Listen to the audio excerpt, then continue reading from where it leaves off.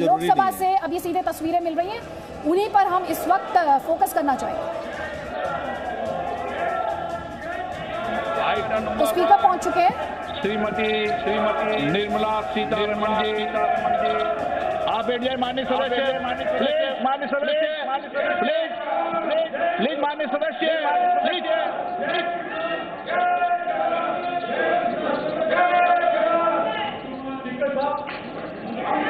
धन्यवाद जी। ऑनरेबल आपको बोलने का। माननीय अध्यक्ष जी, मैं 2020 मैं बजट प्रस्तुत करने के लिए खड़ी हुई हूँ। माननीय अध्यक्ष जी, इस बजट की तैयारी में ऐसी परिस्थितियों में तैयारी की गई है जैसा अभूतपूर्व स्थितियाँ थी, आपदाएं थी, जिसने प्रभावित किया हमारे देश को और हमारे क्षेत्र को। लेकिन जो हमने कोविड-19 में जो देखा 2020 में,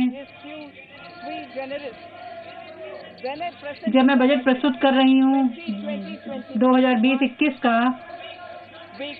हमने ये सोचा नहीं था कि जो आर्थिक व्यवस्था है वो उसमें इतनी अधिक मंदी होगी और अभूतपूर्व इस तरीके की घटना घटेगी।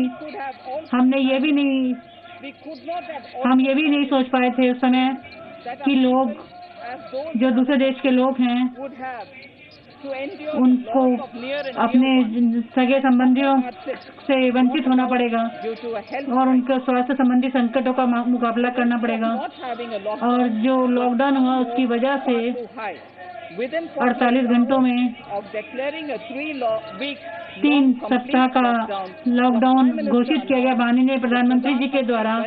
और उस दौरान प्रधानमंत्री गरीब कल्याण योजना की घोषणा की गई, जिसकी वजह से जो फूड ग्रेन खाद्यान्न है वो प्रस्तुत किए गए, वो दिए गए, बांटे गए और कुकिंग गैस दी गई।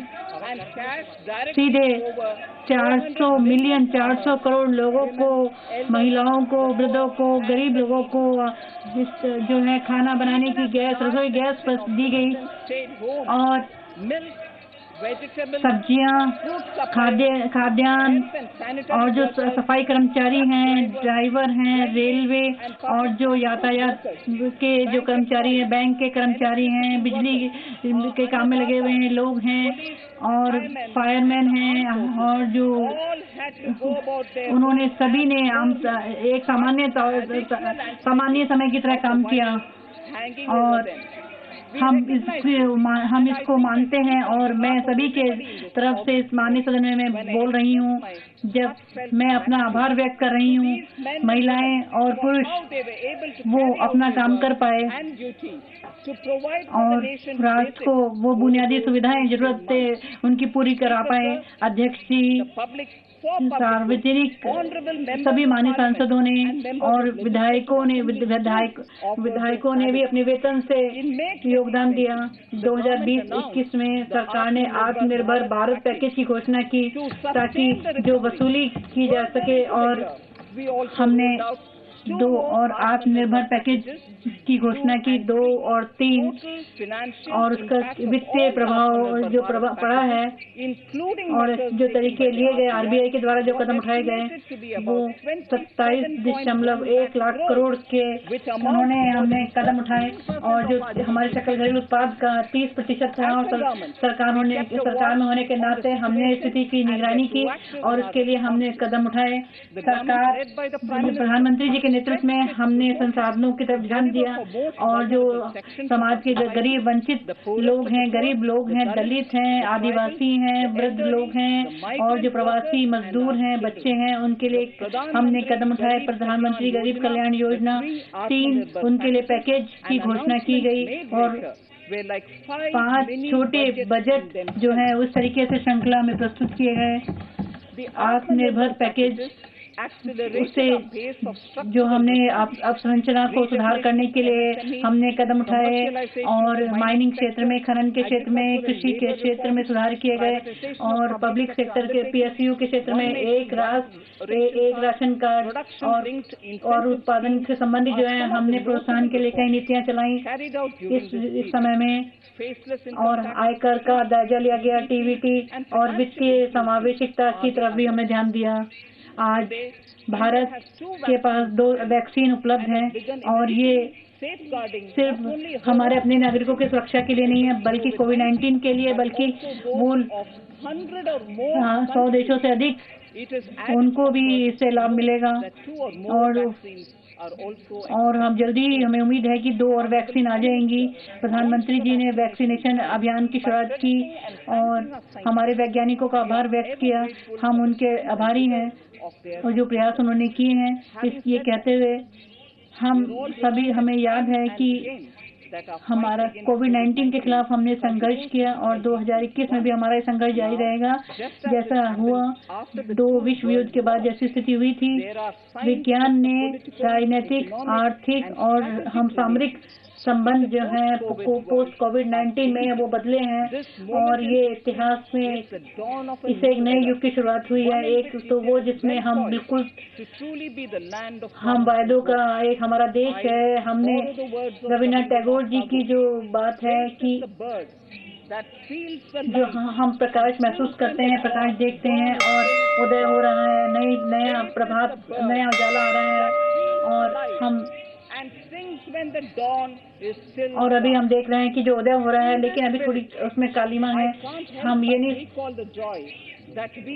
हम जो क्रिकेट प्रेमी देश हैं और हमारे अभी हाल ही में क्रिकेट की टीम ने जो ऑस्ट्रेलिया पर विजय प्राप्त की है, इससे हमें याद पड़ता है कि सभी जो गुणवत्ताएं हैं हमारे अंदर, हमारे जो युवा हैं वो उन्होंने बहुत अधिक प्रगति की है और हमें और वो उन्होंने बहुत अच्छा अपना प्रदर्शन किया। ये दिखाता है कि भारत जो है में मृत्यु दर सबसे कम है 1000 और हमारे यहाँ जो कोविड-19 के जो मामले हैं वो भी 130 हैं प्रति मिलियन और ये सबसे कम है। और ये दर्शाता है कि अब हम आर्थिक स्थिति में भी हम मजबूत हो रहे हैं। ये पहला बजट है, इस नए दशक का ये पहला बजट है। ये बजट ये डिजिटल बजट है और ये सभी आपके समर्थन से, सहयोग से हो पाया है। अभी तक सिर्फ 3 बार बजट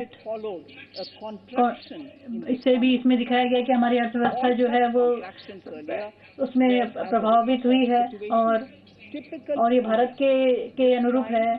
ये जो हमारी अर्थव्यवस्था में जो खिंचाव हुआ है वो इसलिए क्योंकि इस समय विश्व के स्तर पर आपदा आ गई थी और जैसे कई दूसरे देशों ने इस आपदा को झेला है। ये कहते हुए मैं पूरी तरह से विश्वस्त हूँ कि सरकार पूरी तरह तैयार है और हम समर्थन करने के तैयार हैं और हम अर्थव्यवस्था को पूरी तरह से मजबूती प्रदान करने के लिए प्रयासरत हैं। इससे हम चाहते हैं कि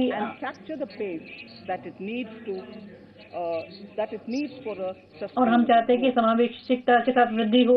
2021 में कई महत्वपूर्ण हम कदम उठाएंगे। मैं उनमें से कुछ का जिक्र करूंगी। ये 75वां वर्ष है आज़ादी का, 60 वर्ष हो चुके हैं भारत में, 50 वर्ष भारत पाकिस्तान का जो युद्ध था उसको 50 वर्ष पूरे हो चुके हैं और हमारी स्वतंत्रता का भी 70वां वर्ष है।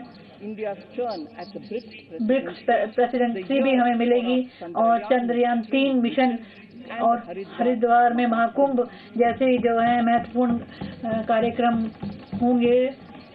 माननीय अध्यक्ष जी, मैं बजट के बारे में बात करूं उससे पहले मैं बताना चाहूंगी कि कैसे हमने दूरियां बनाते हुए हमने इन चुनौतियों का सामना किया। हमारे जैसे देश में लोग समय पर आगे आए हैं और इससे हमें कई तरीके से हमें आघात पहुंचा है। मैं सम्मान में हर नागरिक को सम्मान करती हूँ जिन्होंने ये जिस तरह की चुनौती का सामना किया है राजकोषीय और मानसिक रूप से हम स्वस्थ रहें। पार्टा में मैं आत्मनिर्भर भारत का एक परिकल्पना है जिसको मैं प्रस्तुत करना चाहती हूँ। आत्मनिर्भरता के ये नया विचार नहीं है। पुरातन भारत जो है आत्मनिर्भर रहा है और उसी तरीके से हमारे जो कारोबार का हम दूरी रहे हैं।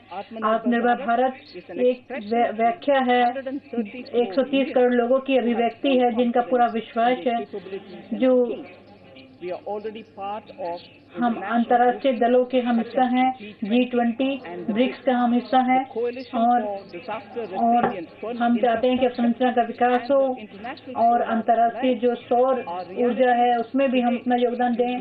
भारत ने इसमें अथक प्रयास किए हैं। जो प्रस्ताव आए हैं वो उससे हमें मजबूती मिलेगी और हमारा जो संकल्प है वो और मजबूत होगा और किसानों की आय दुगनी होगी, अवसंरचना जो है मजबूत होगी और भारत की अर्थव्यवस्था मजबूत होगी। अच्छे और युवाओं को अच्छे अवसर मिलेंगे, शिक्षा सभी को मिल पाएगी, महिलाओं का सशक्तिकरण होगा और इसके साथ साथ विकास जो है वो समावेशित होगा। इसके अतिरिक्त हम जो है 13 जो वायदे किए हैं उसको हम पूरा कर पाएंगे। बजट 2015-16 में जो वायदे किए थे हम उसको पूरा कर पाएंगे और उसको हम मूर्त रूप दे पाएंगे। अमृत महोत्सव 2022 का 75वां वर्ष होगा हमारी आज़ादी का 2022 में और उसमें आत्मनिर्भर भारत की गूंज को ही वो पूरा कर पाएंगे। और 6 ये स्तंभ हैं, स्वास्थ्य और वित्तीय पूंजी और अवसंरचना का विकास, समावेशिकता का विकास हो, भारत और मानवता जो संसाधन है उसको मजबूत करें और न्यूनतम अधिक कम लोगों के साथ शासन चला सकें। पहला जो स्तंभ है स्वास्थ्य और सबका कल्याण हो।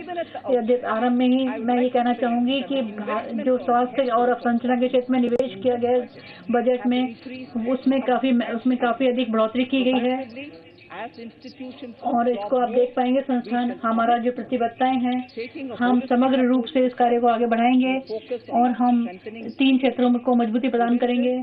क्यूरेटिव और हम चाहेंगे सबका कल्याण हो, सबकी तरफ ध्यान देंगे। जो हमारी स्वास्थ्य व्यवस्थाएं हैं उसमें केंद्र द्वारा प्रायोजित योजनाएं हैं।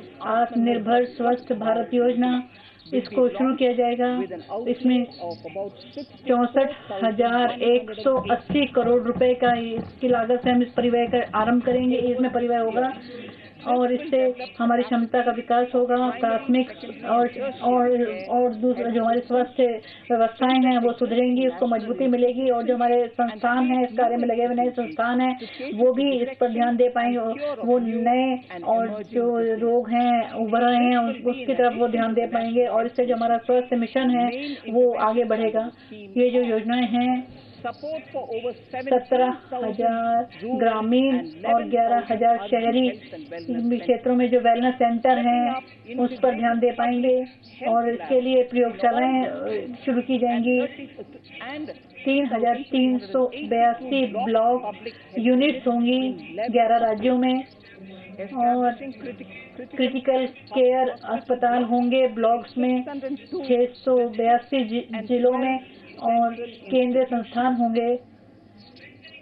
इससे हमारे जो राष्ट्रीय केंद्र हैं वो होंगे 5 इसके क्षेत्रीय केंद्र होंगे और 20 इकाइयां होंगी।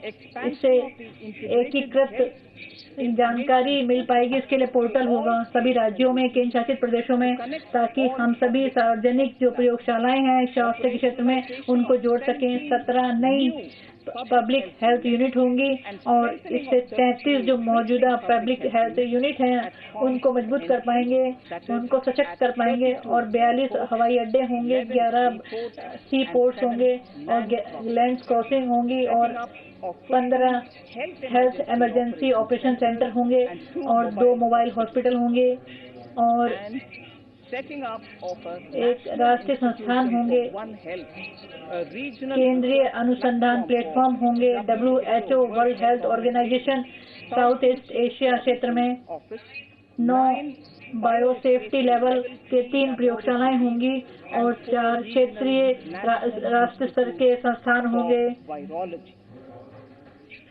न्यूट्रिशन पोषण के क्षेत्र में हम चाहते हैं कि हमारा जो पोषण है वो अच्छा हो और ये सभी को पौष्टिक भोजन मिले। इसके लिए हम सप्लीमेंट्री न्यूट्रिशनल प्रोग्राम चलाएंगे, कार्यक्रम चलाएंगे, पोषण अभियान चलाएंगे और इसके लिए मिशन चलाएंगे, विजन, और इसमें जो हम रणनीति बनाएंगे तो योजनाएं बनाएंगी ताकि इसका 112 एस्पिरेशनल जो डिस्ट्रिक्ट्स हैं उसमें ये इसको कार्यक्रम को चलाया जाएगा और पानी की आपूर्ति सभी जगह हो। WHO ने बार बार इस बात पर जोर दिया है कि स्वच्छ जल मिले, साफ सफाई हो, पर्यावरण साफ हो और ये 3 आवश्यक जरूरतें हैं हमारी ताकि हम सभी को जल जीवन मिशन उसकी शुरुआत की जाएगी। इसका उद्देश्य ये है कि सभी को जल आपूर्ति हो सके। 4300 जो से अधिक जो हमारी लोकल बॉडी है वहाँ पर जल मिल सके, पानी मिल सके और सभी जगह पानी पहुँच सके, पानी का कनेक्शन दिया जा सके और जो वेस्ट मैनेजमेंट है उसको भी आगे बढ़ाएंगे और इसको 5 सालों में इसको लागू किया जाएगा और इसमें परिव्यय होगा 2,87,000 करोड़ का परिव्यय आएगा, इसमें खर्च आएगा। Presenting V News app, available on Google Play and App Store. Download it now.